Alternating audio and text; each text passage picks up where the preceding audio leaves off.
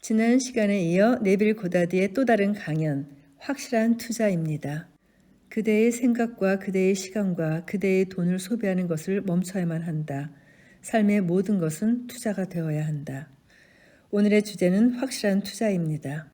지난 일요일 아침에 제 아내가 깊은 잠에서 막 깨어났을 때 아내는 어떤 뚜렷한 음성을 들었습니다. 그대는 그대의 생각과 그대의 시간과 그대의 돈을 소비하는 것을 멈춰야만 한다. 삶의 모든 것은 투자가 되어야 한다. 저는 그 문장을 살펴보기 시작했습니다. 곰곰이 이 말을 생각했을 때 모든 것이 현재에 놓여 있는 것을 봤습니다. 현재라는 문을 통해서 모든 시간이 지나가고 있었습니다. 지금 내 자신을 인식하는 상태인 이 정신적인 현재는 과거 속으로 떠내려가는 것이 아닙니다. 그것은 나의 미래를 향해 다시 뻗어나가고 있습니다. 그래서 내가 지금 무엇을 하고 있느냐가 가장 중요합니다. 그리고 나의 생각은 하늘나라의 동전이자 화폐입니다. 내가 지금 마음속에 품고 있는 생각, 내가 받아들인 생각이 그러합니다. 내가 지금 받아들인 상태는 세상의 모습을 드러냅니다. 그리고 그렇게 드러난 모습은 우리의 눈으로 볼 수 있게끔 드러난 의식의 상태일 뿐이고 나의 의식이 어떤 상태에 머물렀는지에 대한 증거입니다. 결과적으로 나는 지금 내게 다가오는 시간을 소비해버리거나 투자를 하는 중입니다. 만일 우리가 하늘나라의 동전을 쉽게 소비했다면 마찬가지로 우리는 그 순간을 투자로 이끌어낼 수도 있습니다. 그렇게 한다면 어마어마하게 막다른 자산을 결국에는 되돌려 받을 것입니다. 만약 여러분이 원하는 것을 이뤄내는데 도움이 되지 않은 것들은 받아들이지 않고 매 순간을 긍정적인 생각과 건설적인 생각을 하는 데 바친다면 마음속에 품은 그 소망이 무엇이든지 그것은 세상에서 가장 뚜렷한 실체가 될 것입니다. 여러분의 꿈을 이루는 데 도움을 주지 못하는 것이 있다면 그것이 무엇이든지 절대 받아들이지 마십시오. 만약 받아들인다면 여러분은 쓸데없는 소비를 하는 것입니다. 단순히 거부하라고 말하는 것이 아니라 완벽하게 받아들이지 말라고 하는 것입니다.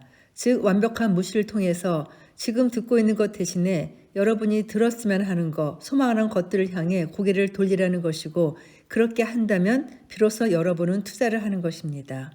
귀에 들리는 것뿐 아니라 여러분이 사실로 받아들여 그 존재를 인정한 것들은 그것이 무엇인지에 따라 여러분은 소비를 하는 것일 수도 있고 투자를 하는 것일 수도 있습니다. 지금의 순간들은 만약 소비되었다면 낭비된 것을 나에게 돌려주기 위해서 아니면 현재의 순간들이 투자되었다면 아름다운 것들을 돌려주기 위해 항상 나의 미래를 향해 나아갑니다. 내가 만약 투자를 한다면 하나의 기대되는 이득을 위해 시간을 사용한 것입니다.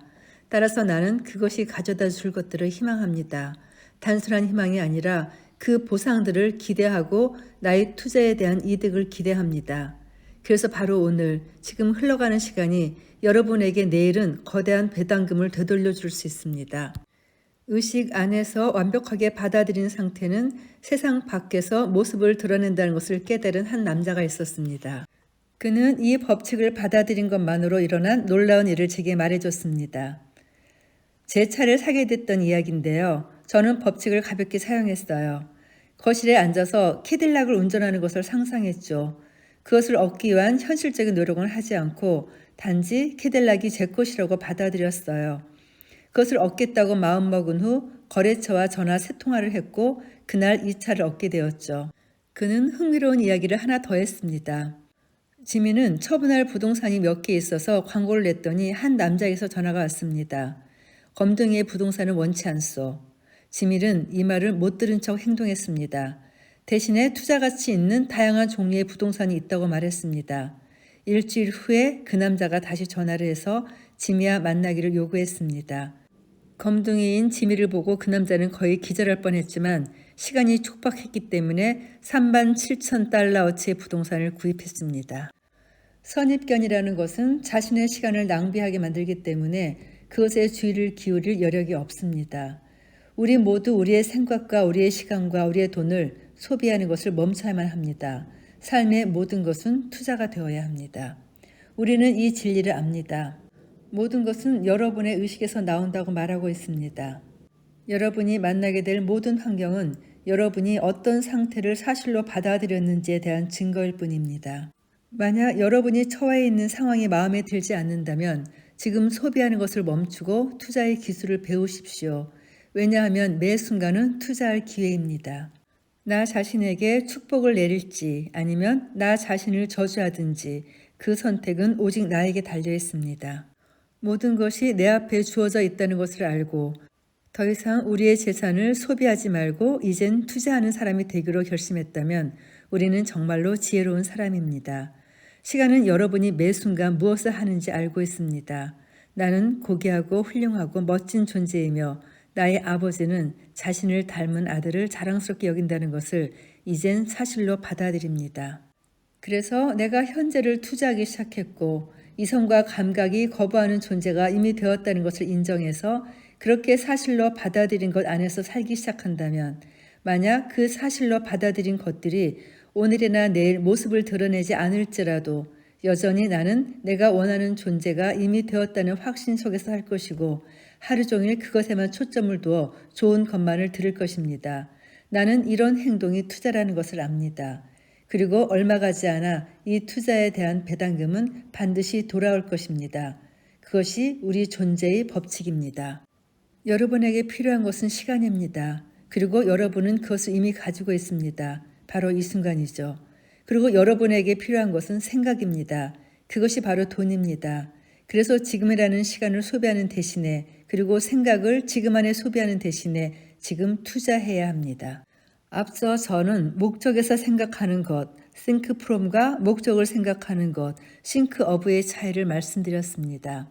원하는 목적에서 생각하는 기법, 그것이 가지고 있는 지혜를 깨달으십시오.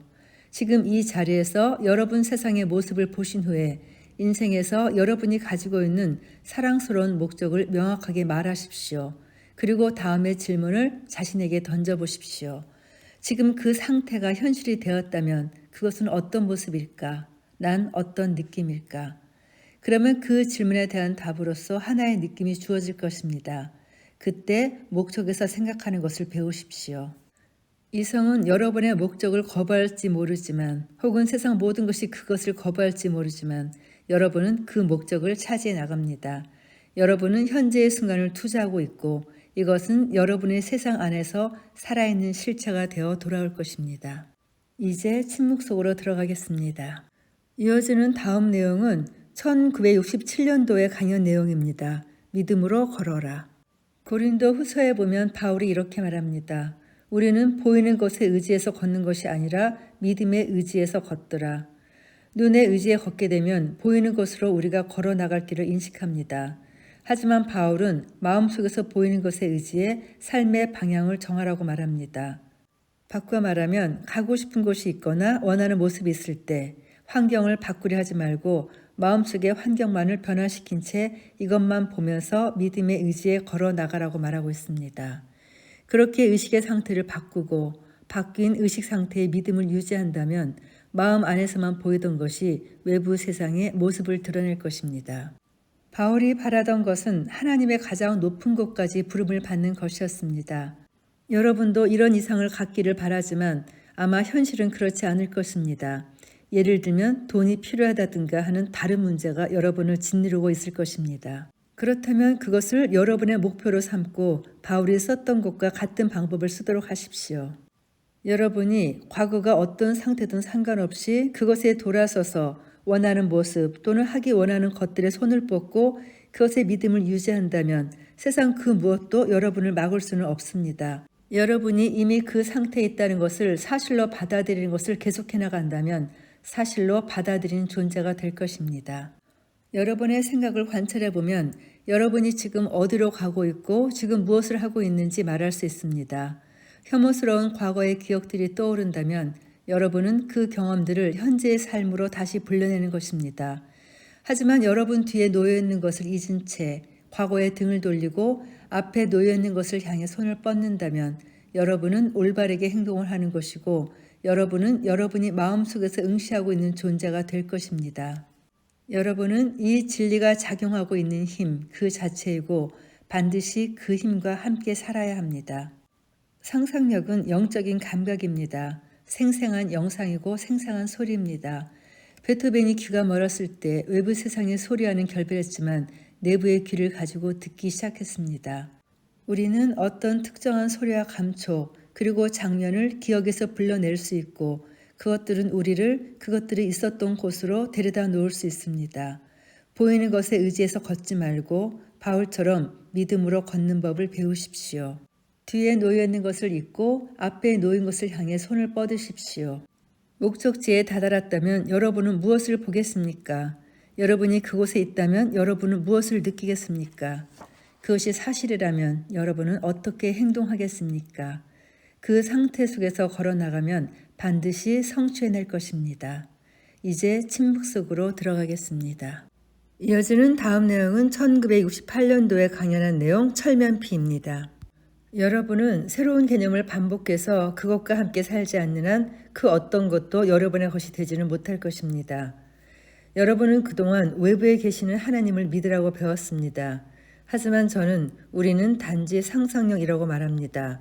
그리고 하나님은 우리 안에 존재하고 우리는 그 안에 존재합니다. 우리의 불멸의 몸은 바로 상상력입니다. 그리고 그것이 바로 하나님입니다. 저는 이렇게 말을 했고 이것은 하나의 새로운 개념입니다. 이 새로운 개념이 여러분의 생각 안에 완전히 자리를 잡기 전에는 여러분이 하나님이라는 말을 들을 때마다 여러분의 마음은 바깥에 존재하는 하나님을 찾게 될 것입니다. 여러분은 존재를 인식합니다. 바로 그 인식이 하나님입니다. 오늘은 여러분의 이 인식을 어떻게 철면피와 같이 사용하는지 보여드리겠습니다. 본래의 그리스도에 나온 주 기도문을 보면 기도하는 사람을 철면피처럼 표현합니다. 그곳에서 표현된 당위적이면서도 수동적인 태도라는 것은 완벽하게 이루어진 어떤 것에 대해 흔들리지 않고 명령하는 태도를 말합니다. 끈질긴 요구는 철면피와 같은 태도를 뜻합니다. 다른 말로 하자면 그 철면피는 노라는 대답을 얻지 않을 것입니다. 여러분은 사실로 받아들인 것을 계속 고집하는 방법으로 여러분 안에 있는 하나님을 발견할 수 있습니다. 세상 모든 존재는 모두 여러분의 목적을 이루기 위해 헌신할 것입니다. 그리고 하나님은 전능하고 모든 것에 편재하기에 여러분은 다른 누군가에게 소원을 들어달라고 도움을 요청할 필요가 없습니다. 하나님은 여러분의 경이로운 자아로서 여러분 안에 존재합니다. 외부의 모든 사람은 여러분의 뜻을 이루기 위해 기다리고 있는 종이자 하인입니다. 여러분이 해야 할 일은 원하는 것이 무엇인지 아는 것입니다. 소망이 성취된 장면을 생각하십시오. 그리고 그 안으로 들어가서 머무르십시오. 여러분 상상 속의 카운슬러, 즉 여러분이 원하는 것을 이루었다는 느낌이 성취된 것을 나타내는 장면을 수락한다면 상상은 현실로 드러날 것입니다. 현실로 드러나지 않았다면 새로운 장면을 만들고 다시 그 장면 속으로 들어가십시오. 그래서 성경은 이렇게 말하는 것입니다. 그대가 무엇을 구하든지 이미 얻었다고 믿을지니 그러면 그대는 얻게 될 것이니라. 믿음에는 어떤 한계가 없고 기도에도 어떤 한계가 없습니다. 여러분은 끈질기게 요구해야 합니다. 그러면 노라는 대답을 얻지는 않을 것입니다. 상상 속에서 이동의 기술을 연습하십시오. 상상 속의 여행을 즐겨보십시오. 전 항상 그것을 합니다. 여러분은 영혼입니다. 살과 피를 가진 조그만 육체 속으로 자신을 한정시키지 마십시오. 저는 거의 매일 집에서 성경을 읽고 명상을 하며 지냅니다. 눈을 감고 상상력을 이용해 세상을 여행합니다. 그 여행에서 아주 재미있고 많은 교훈거리를 얻게 됩니다. 이것은 저를 확장시키고 진정한 자아인 불멸의 존재를 더욱 알 수 있게 만듭니다. 기도할 때 무릎을 꿇고 알지도 못하는 하나님에게 기도하지 마십시오. 대신에 침실로 가서는 여러분이 이미 원하는 존재가 되었다는 것을 확신에 차서 사실로 받아들이십시오. 원하는 것이 이미 현실로 이루어졌다는 생각 안에서 잠에 드십시오. 그러면 여러분은 현재의 모습과 원하는 것이 이루어진 곳을 이어주는 다리 위에 있는 것입니다. 여러분 안에 하나님이 거주하고 있는데 왜 다른 하나님에게 기도하고 있습니까? 하나님이 여러분인 척 하는 것이 아니라 실제로 여러분이 하나님입니다. 여러분이 만약에 자신을 살과 피에 한정시킨다면 바로 그것은 하나님을 그렇게 한계에 매이게 하는 것입니다. 우리는 하나의 몸이고 하나의 주이고 하나의 영이고 하나의 신이고 모든 것의 아버지입니다. 그렇게 자신을 선언하는 데 주저하지 마십시오. 인간은 주 예수 그리스도를 바깥 세상에 있는 어떤 작은 존재로 봅니다. 하지만 여러분 안에 존재합니다. 그를 볼 수 있다면 그도 당신과 똑같은 모습을 하고 있는 걸 보게 될 것입니다. 이제 침묵 속으로 들어가겠습니다. 이제 이 책에 수록된 마지막 강연, 교정용 가지치기 가위를 소개해드렸습니다. 오늘의 주제는 교정용 가지치기 가위입니다. 여러분이 만약 이 교정용 가지치기 가위를 지혜롭게 매일 이용한다면 여러분의 능력을 벗어난 소망이란 존재하지 않는다는 것을 알게 될 거라 확신합니다. 여러분이 이 가위를 매일같이 이용한다면 여러분 내부에서 그리스도의 정신을 불러일으킬 것이고 이것은 여러분의 죄를 영원히 씻겨줄 것입니다. 그리스도의 정신이 여러분 안에서 깨어나게 되면 여러분은 그리스도 안에서는 어떤 비난할 것도 없고 오직 용서만이 있다는 것을 깨닫게 될 것이기 때문입니다. 여기서 용서라고 말하는 것은 세상 사람들이 생각하는 것처럼 실제 복수를 하지 않는 것이 아닙니다. 용서란 우리가 용서해야 할 상대방을 그가 세상에서 원하는 모습과 하나 되게 만드는 것이고 우리는 우리가 기대하는 것이나 세상이 우리에게 하기 원하는 것을 상대방에게 해줍니다. 어떤 사람도 내버려야 하는 것이 아니라 사람들 모두 본래의 모습으로 회복되어야만 하고 나의 삶은 그런 회복되는 과정입니다. 성경 창세기 2장은 이렇게 말하고 있습니다. 그리고 하나님은 에덴의 정원을 잘 가꾸고 유지하기 위해서 인간을 그곳에 놓으셨더라. 여러분은 지금 에덴 정원에 서 있습니다. 그곳은 바로 여러분의 마음입니다. 하지만 다른 정원사들처럼 가지치기 가위가 필요합니다. 여러분의 정원은 항상 스스로를 세상이란 곳에 투영해냅니다. 그래서 여러분 주변의 환경을 본다면 여러분이 하나님의 정원에 무엇을 심었는지를 알 수 있습니다. 여러분의 사명은 하나님의 정원을 가꾸는 것입니다. 여러분은 정원을 잘 가꾸고 유지하기 위해서 정원에 머물러 있는 것입니다. 그래서 하나님의 정원에 오직 사랑스러운 것들만이 자라게 해야 합니다. 교정용 가위치기 가위로 이 마음이라는 정원을 아름다운 정원으로 만드는 것, 바로 이것이 저의 의무입니다. 저는 하루가 끝나갈 무렵에 하루를 다시 돌아봅니다. 그것을 판단하지 말고 그냥 다시 돌아봅니다. 그렇게 하루 전체를 살펴봅니다. 하루의 모든 장면, 모든 사건, 모든 대화, 모든 만남, 그런 후에 마음의 눈으로 그것들을 선명하게 보고 그 일들을 다시 씁니다. 그것을 다시 써서 내가 경험했으면 하는 이상적인 하루로 만들어갑니다. 장면 하나하나를 가지고 다시 써내려가고 교정합니다. 교정에 나갈 때 나의 상상력 안에서 그 경험들을 교정된 하루로 불러냅니다. 그리고 단지 상상 속의 일처럼 보이는 상태를 현실과 같은 분위기를 취할 때까지 계속 반복합니다. 그러면 그 경험은 정말 실제처럼 보이고 나는 정말 실제로 그런 경험을 한 듯 보입니다. 그리고 제 경험을 통해 볼 때 이렇게 교정된 하루는 만약 제대로만 경험되었다면 나의 미래를 변화시킬 것입니다. 여러분을 불쾌하게 만든 사람이 있다면 그 가지를 베어냅니다. 여러분이 세상에서 실현시키기 원하는 이상과 부합하지 않는다면 그것을 최종적인 것으로 받아들이지 않습니다. 여러분은 이렇게 가꾸는 행동을 매일같이 합니다. 만약 여러분이 매일매일 그 정원을 가꾸지 않는다면 여러분은 습관대로 살게 될 것이고 여러분의 정원은 잡초들로 무성해질 것입니다. 우리 모두는 정말 정원사입니다. 매일매일 우리에겐 정말 이 멋진 나무를 다듬을 수 있는 기회가 있고 여러분이 만나는 사람들 모두는 여러분이라는 포도나무에 뿌리 내려 있는 가지이기 때문에 하나님은 우리를 정원사, 즉 하나님의 정원에 있는 정원사라고 부릅니다. 만약 제가 한 말을 여러분이 오늘 진지하게 시험해 보려 한다면 오늘 밤 낮의 고민들을 가지고 해가 저물게 놔두지 마십시오. 그것을 거부하지도 말고 그냥 그대로 보고는 새롭게 가지를 칠 것들을 보십시오. 여러분의 경이로운 상상력은 예수 그리스도입니다. 상상력은 창조된 모든 것이 실제 거주하는 장소입니다. 여러분이 세상에서 무엇을 볼지라도 그것은 여러분의 상상력에서 나온 것입니다. 그래서 여러분이 가는 곳은 바로 그곳 상상력입니다. 그것이 바로 여러분의 작업실이자 하나님의 정원입니다. 그리고 정원사인 여러분에게는 가지치기 가위가 필요합니다. 그 가지치기 가위는 경험을 새로 쓰는 것입니다. 여러분은 단지 교정합니다. 여러분이 그 날을 교정했을 때 여러분은 그 날을 무효로 만든 것입니다. 살아가는 유일한 기술은 마음의 자리에 아무것도 없게 만드는 것이 아니라 그것을 올바른 자리에 놓음으로써 완벽하게 있는 것입니다. 나쁜 사람이라고 생각되는 사람이 있나요?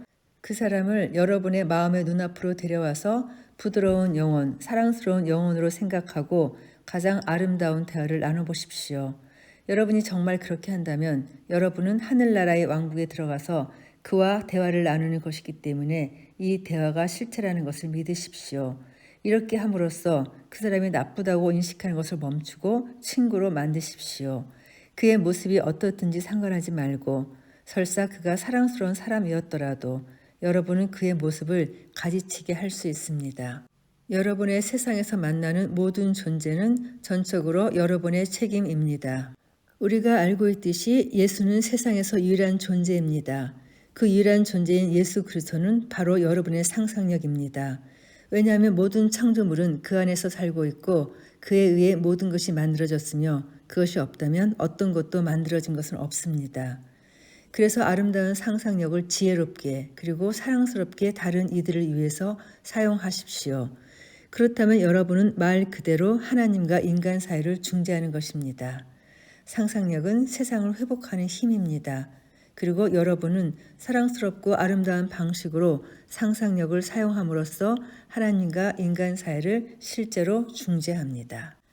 이 책은 네빌 고다드가 1939년 첫 책으로 냈던 세상은 당신의 명령을 기다리고 있습니다를 비롯해서 53년대에 강의했던 의식의 힘, 나의 느낌을 바꾸기, 최상의 지배권, 확실한 투자 이렇게 4가지 강연과 돌아가시기 얼마 전에 강의한 믿음으로 걸어라, 철면피 그리고 시크릿이란 책에도 소개되었던 교정령 가지치기 가위를 한 권의 책으로 엮은 것입니다. 짧은 글이지만 워낙 심오한 내용을 품고 있어서 요약하기가 쉽지 않았습니다. 그래서 여러 토막으로 나누어서 거의 전문을 소개해드렸습니다. 역자 후기를 언급함으로써 이 책을 마무리하겠습니다. 네빌 고다드의 강의는 세상을 바라보는 우리의 시선을 이전과는 다른 각도에서 보게 만듭니다. 하지만 잠깐의 감정적 변화에 그치지 않고 계속해서 그 경이로운 시선을 갖고자 한다면 네빌 고다드가 제시한 방법을 우리의 경험으로 꼭 나타내야만 할 것입니다. 그때 우리는 세상을 바라보는 시선이 굉장히 순수해져서 어떤 부정한 것도 보이지 않고 모든 것이 순수하게 다가오고 어떤 것도 비난하지 않는 완벽한 시선을 가지려 한다고 네빌은 말합니다. 그리고 네빌 고다드는 이것을 우리가 갖추게 될 궁극적인 시선이라고 말합니다. 오늘도 녹음 들어주신 분들께 감사드립니다.